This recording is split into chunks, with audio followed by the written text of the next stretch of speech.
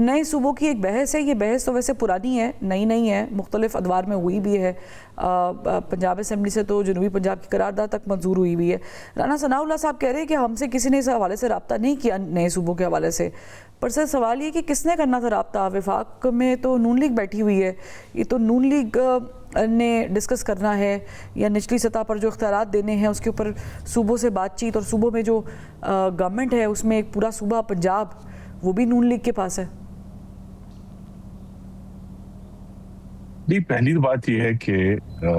نئے صوبے بنانے میں کوئی اصولی رکاوٹ نہیں ہے کہ ہم کہیں یہ نئے صوبے نہیں بننے چاہیے. لیکن اس سے پہلے کہ ہم اس پہ چلیں اور پاکستان کا جو آئین کا ایک بنیادی ڈھانچہ ہے اس میں ترمیم کریں, یہ ضرور ہمیں اس پہ غور کرنا ہے کہ جب محسن نقوی صاحب کہتے ہیں کہ جی حاکمیت جو ہے وہ انہدام ہو گیا, اس کا کلیپس ہو گئی ہے, تو اس کا ایکچولی مطلب کیا ہے, اور کیا نئے صوبے بنانے سے صرف ایک ایڈمنسٹریٹو چینج سے کیا پاکستان میں حاکمیت بہتر ہو جائے گی؟ اسی لیے آپ نے جس قرارداد کا حوالہ دیا جنوبی پنجاب اور بہاولپوری قرارداد, اس کی پہلی شق یہ ہے کہ ایک صوبہ ساز کمیشن قائم کیا جائے جو اس معاملے کو دیکھے اور اس کی منطقی بنیاد کا تعین کرے کہ کس بیسس پہ نئے صوبے بنیں گے. صرف کہنے کی بنیاد پہ یا ایک بیان کی بنیاد پہ یا ایک ابہام مبہم سی گفتگو کے جی پاکستان میں ایک گورننس بڑی خراب ہے, اور تو لہذا نئے صوبے بننے میں کوئی اصولی رکاوٹ نہیں ہے, لیکن یہ کام بڑی احتیاط سے اور منطقی بنیادوں پر ہونا چاہیے. اور اس میں یہ کہہ دینا کہ جی یہ پنجاب بہت بڑا صوبہ ہے, بھئی حقیقت یہ ہے کہ پاکستان میں جتنا بڑا صوبہ ہے ادھر حاکمیت اتنی ہی بہتر ہے, جتنا چھوٹا صوبہ ہوتا جاتا ہے حاکمیت خراب ہوتی جاتی ہے. اس کی بہت ساری وجوہات ہیں. آپ کہہ رہے ہیں کہ پنجاب میں حاکمیت یا گورننس بہتر ہے باقی صوبوں کی نسبت, انکلوڈنگ سندھ؟ جی بالکل, جی اس میں کوئی شک نہیں ہے. تمام جو ڈیٹا ہے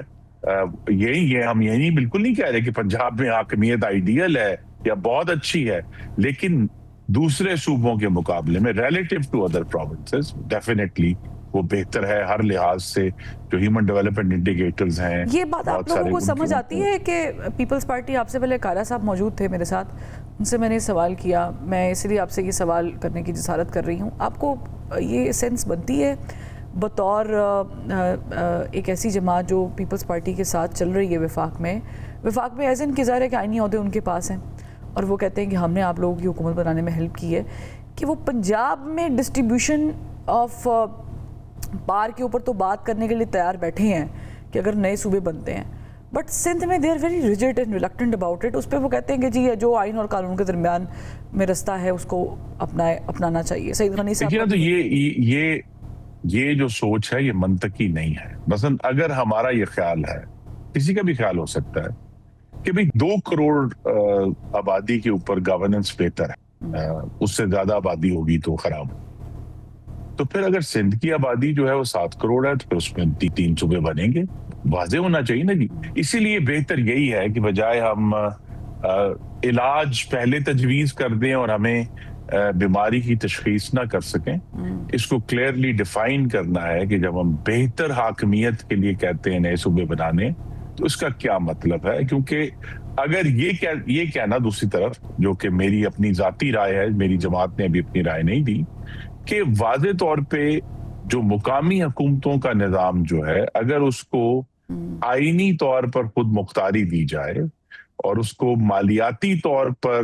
جو ہے ایک طاقت دی جائے اور اس کو پوری طرح پابند کیا جائے, اس کا ڈیزائن ہو سکتا ہے نئی قانون سازی میں کہ وہ عوام کو براہ راست جواب دہ ہو. تو ایسی جو مقامی حکومتیں ہیں وہ پاکستان کی حاکمیت کا بڑا جو کرائسس ہے اس کو سولو کر لیں.